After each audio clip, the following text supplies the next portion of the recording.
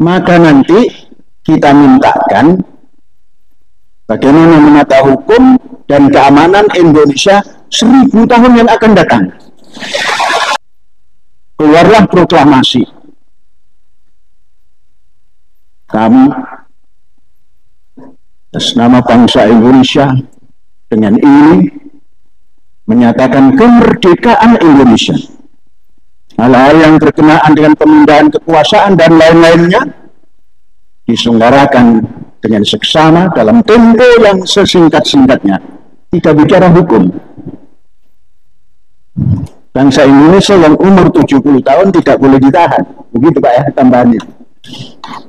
Tapi karena berlakunya nanti tahun 26, walaupun sudah dibuat undang-undang itu, saya 79 tahun deken. Deken bukan saja ditahan, dihukum. Tapi kalau tidak ada itu barangkali ya, gagasan 1000 tahun tidak keluar. Karena saya dimanapun ditempatkan, ya, dimanapun ditempatkan, di tempat yang panas mencari yang dingin, di tempat yang dingin mencari yang hangat, di tempat yang berduri durinya ditidurkan, di tempat yang berlumpur ditanami padi. Nah itu saya.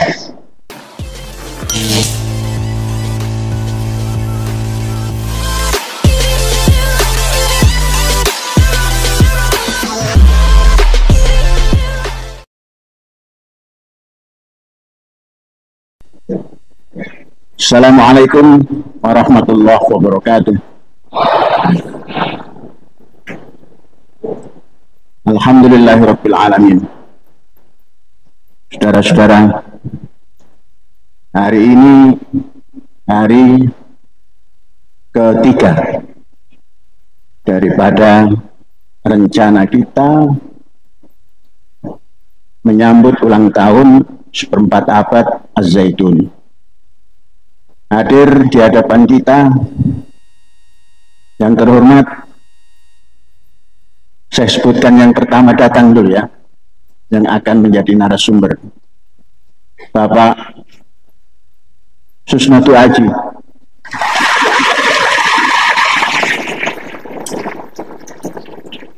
Beliau Jenderal Polisi,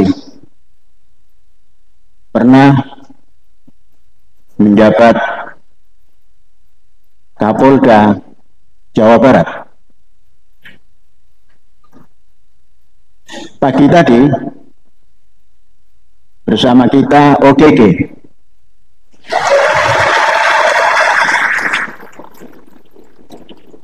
Ucapan beliau yang pertama, saya jadi Kapolda di Jawa Barat belum pernah datang kemari karena tidak diundang. Ya. Saya menjawab, itu tidak tepat. Sebab wilayah Kapolda Jawa Barat itu luas, termasuk Az-Zaitun. Jadi kalau diundang, itu tidak etis.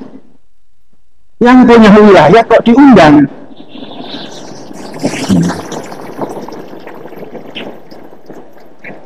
Kemudian dilanjutkan oleh Syekh sambil jabat tangan COVID. Sama-sama petani. Makanya saya undang.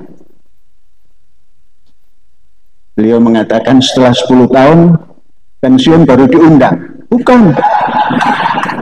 Karena sama-sama petani, maka saya mengundang saudara saya Susnatu Aji.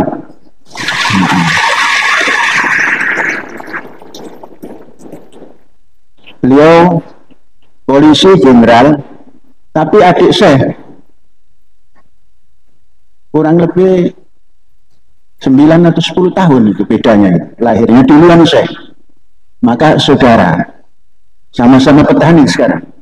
Cuma ilmunya, ilmu kepolisian.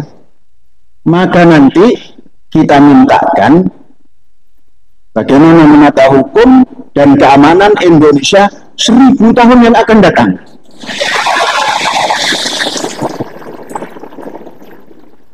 Kemudian yang kedua datang narasumber kita, Bapak Mayor Jenderal Kiflan Zain.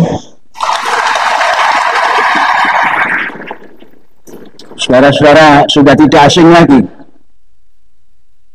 Dari sejak berdirinya Az-Zaitun dan perguruan tinggi Az-Zaitun ikut membidani dan menjadi dosen tetap sampai hari ini.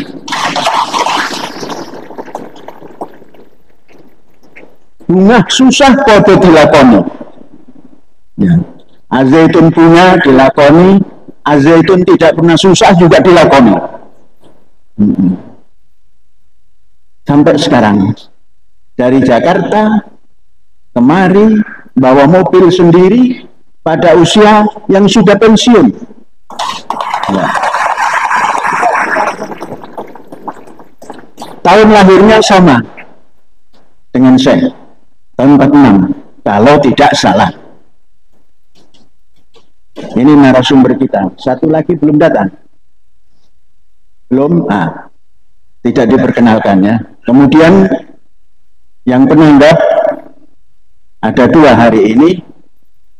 Beliau yang dari Yogyakarta sudah kenal karena dari kemarin ada di sini. Kemudian satu lagi juga sudah tidak asing lagi, Pak Pendeta kita ini. Tiap pekan datang kemari.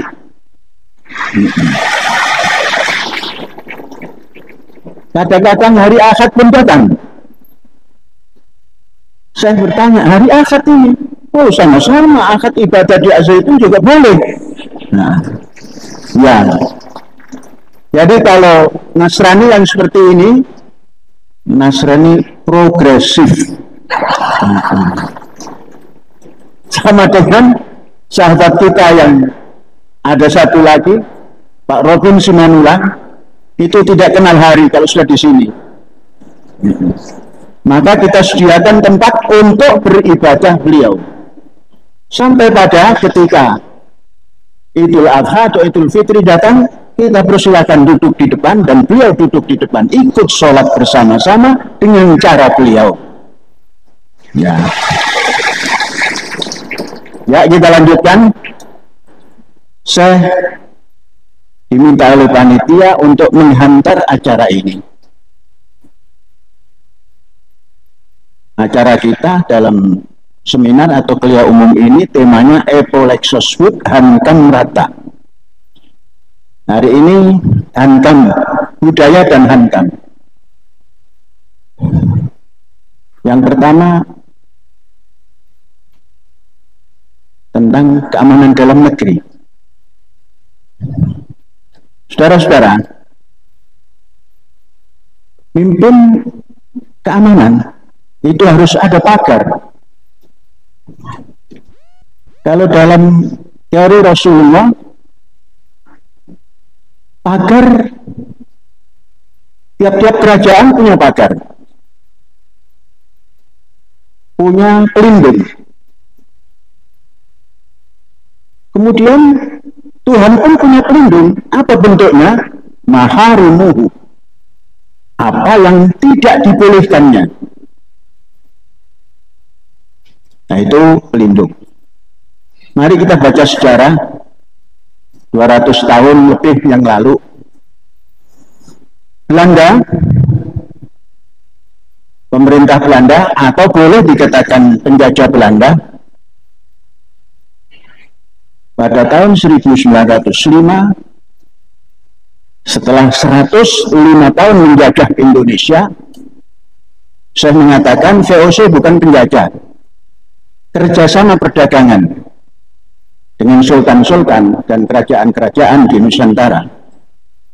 Baru tatkala VOC yang pertama berkepanjangan Verenigde Oost-Indische Compagnie, 200 tahun kemudian di penghujung 1799,9 itu menjadi VOC juga, tapi Firhan under korupsi, hancur karena korupsi, selesai, baru diambil alih oleh negara. Maka penjajahanlah mulai 1800. Ketika itu kerajaan Belanda di Indonesia belum menampilkan web hukum, karena dianggap inlander ini tidak perlu dikasih hukum. Baru tahun 1905 mulai menjalankan politik etis dengan program yang lebih luas. Satu, programnya itu transmigrasi. Yang kedua, irigasi pertanian. Yang ketiga, pendidikan. Maka dirancanglah hukum. Ketika itu untuk menjaga keamanan nasional Hindia Belanda, dibentuklah hukum KUHP.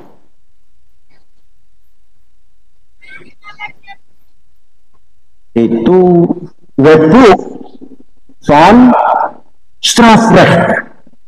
Orang Belanda mengatakan begitu. Kitab Undang-Undang Hukum Pidana.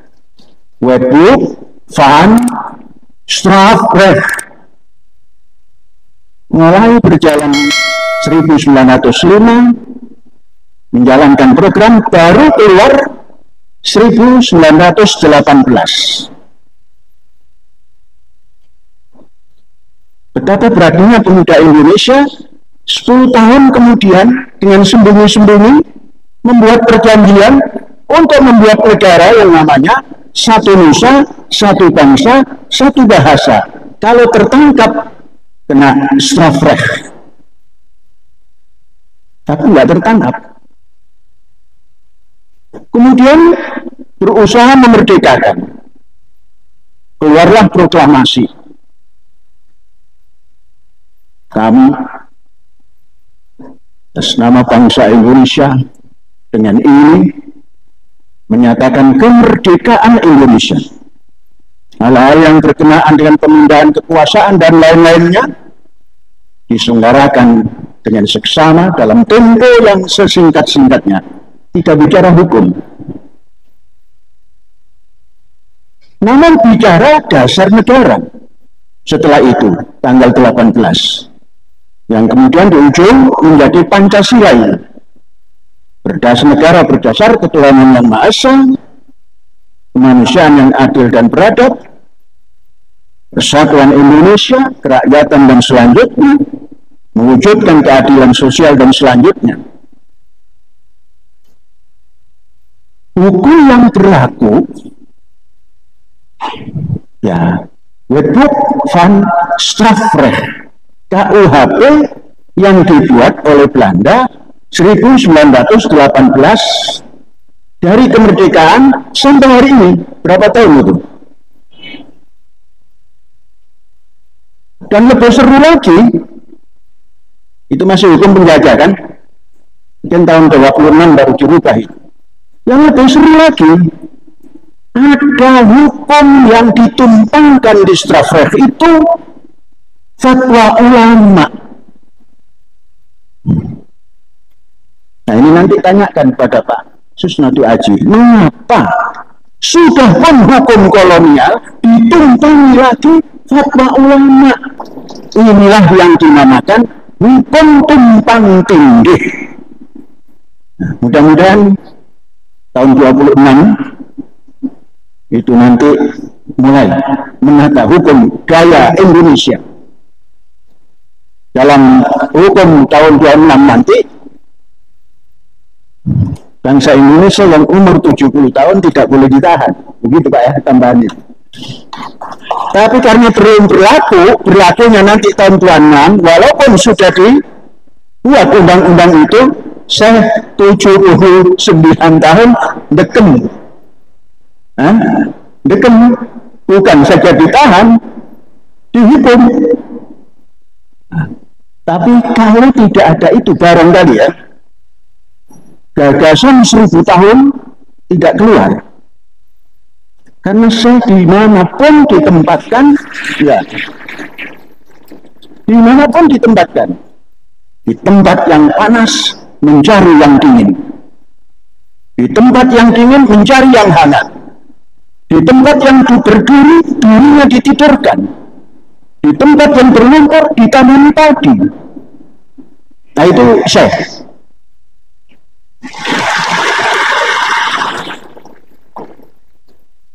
Keluar mengajak saudara-saudara menggagas Indonesia 1000 tahun ke depan.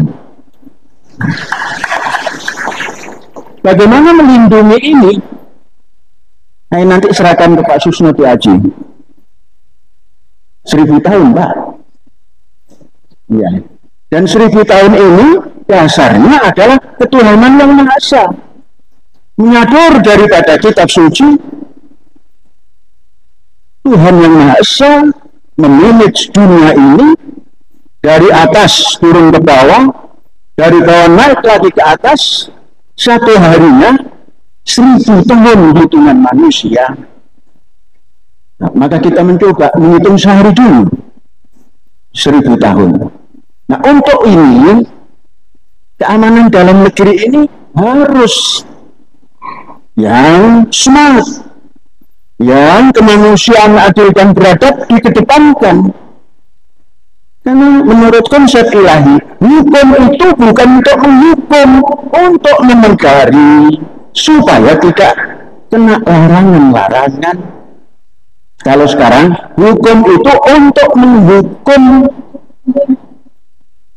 bukan himallah, bukan hima, bukan pakar, bukan pelindung. Nah coba, konsep kasusnya itu Haji nanti gimana 1000 tahun ini? Tadi bisik-bisik beliau, Syekh, nanti kalau yang nanya jangan yang handai-handai, yang ekstrim, yang menantang. Nah, ternyata beliau ini tidak ekstremis, namun pertanyaan harus ekstrim supaya bisa menjawab. Mengapa? Karena untuk 1000 tahun yang akan datang, kalau ditanyakan yang cemen-cemen, lah untuk apa datangkan Pak Susno?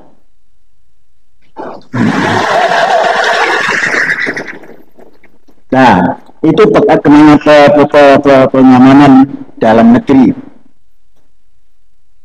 Kemudian hankam rata pertahanan keamanan. Kita undang beliau ini. Beliau ini jenderal, tapi masih suka bawa pistol, bedil-bedil, masih suka. Kalau nggak pas, ya bedil lah, tapi tidak dikenakan orang, ke tanah saja, jedor. Kan kaget. Ini jenderal satu ini masih seperti itu, bisa seperti itu, walaupun pensiun masih bisa. Maka barangkali pernah ditahan juga, jenderal kok pernah ditahan. Enggak apa-apa, pimpinan pesantren aja ditahan.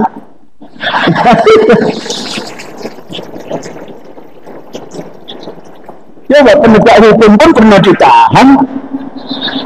Nah, jadi hari ini kumpulan 3 orang yang pernah ditahan.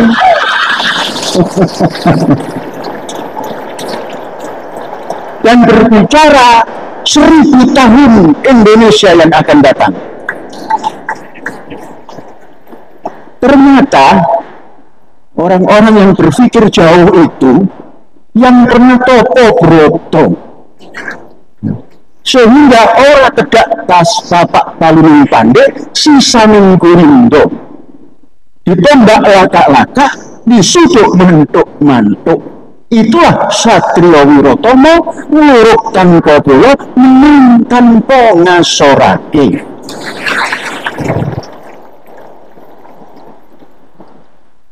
Bagaimana pertahanan nasional kita 1000 tahun yang akan datang? Ini ada Lemhanas. Bapak kita ini Lemhanas ini. Kemarin udah diskusi panjang. Ya, memang negara kita ini negara kepulauan. Selat-selatnya, banyak sekali, dan itu lalu lintas internasional, dan sampai hari ini belum ada bayar tol lautnya. Tentara mana saja, pedagang mana saja lewat blusak-blusuk namanya. Nggak dikenakan bayar sesen pun. Ke depan harus dikenakan, Pak. Konsep ketahanan nasional berbayar itu. Lewat selat mana saja berbayar. Karena itu lingkaran nasional negara Republik Indonesia. Nah. Kemudian ke depan, jangan angkatan darat saja, jangan angkatan udara saja, perkuat angkatan laut. Amerika yang negaranya itu datar dari ujung barat sampai ujung timur, hanya diselati kali-kali saja, itu memperkuat angkatan laut, dan dia meletakkan batas lautnya itu jauh daripada pulaunya, sehingga siapa yang melintasi itu dibedil. Indonesia negara kepulauan, wirawiri, kapal selam lewat dibiarkan, kapal perang lewat masuk dibiarkan. Ke depan angkatan laut harus dibesarkan. Kalau belum bisa membesarkan angkatan laut, ajaklah rakyat. Nah, itu namanya ketahanan semesta. Rakyat semesta. Pelaut-pelaut, nelayan-nelayan harus mempunyai kapal mencari ikan yang besar,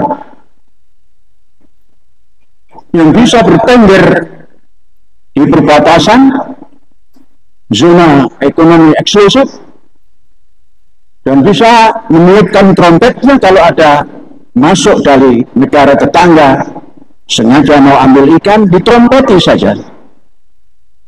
Kemudian kirim berita, angkatan laut, ini ada yang mau macam-macam. Bagaimana sekarang ini kapal nelayan Indonesia ceking-ceking, kurus-kurus, boro-boro mendekati kapal nelayan asing. Kena getaran ombaknya saja sudah berguling.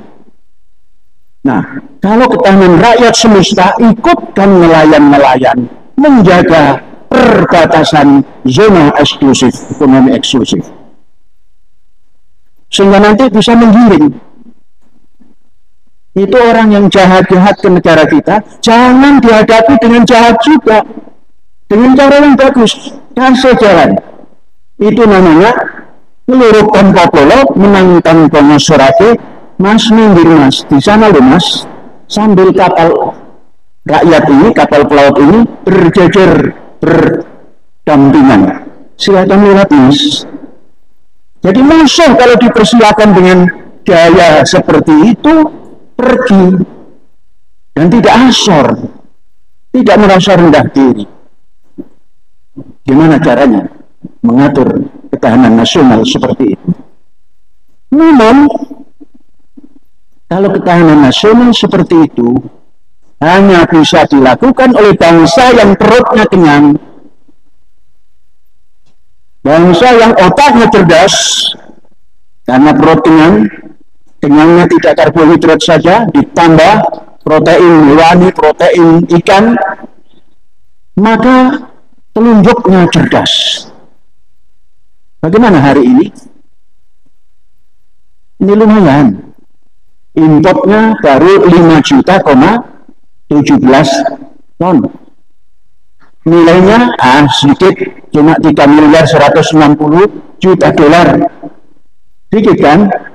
Kalau punya uang, kalau tidak punya dua dikit. Nah, ini harus dihitung. Ke depan nggak boleh. Bagaimana bisa mengusir kalau kita mengambil beras dari orang yang mengasih beras pada kita? Jadi ketahanan nasional, satu di antaranya ketahanan pangan. Pangan harus disiapkan. Ada yang mengatakan pangan tidak harus beras saja, ya boleh, bagus. Dari apa? Dari singkong. Singkong lebih sulit. Beras sudah hasil 2 kali, singkong baru panen. Singkong 9 bulan, beras 4 bulan. Kali 2 baru 8 bulan.